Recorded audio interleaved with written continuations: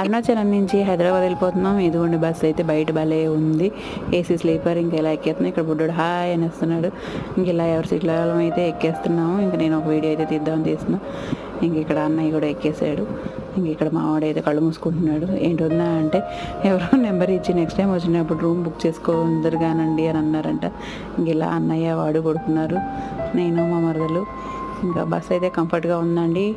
మేము ఇక్కడి నుంచి వెళ్ళేటప్పుడు అయితే నాన్ ఏసీ బుక్ చేసుకున్నాం. Per person 1500. ఇదైతే పర్ పర్సన్ 2700 పడింది. కంఫర్ట్గానే ఉంది, ఏసీ స్లీపర్.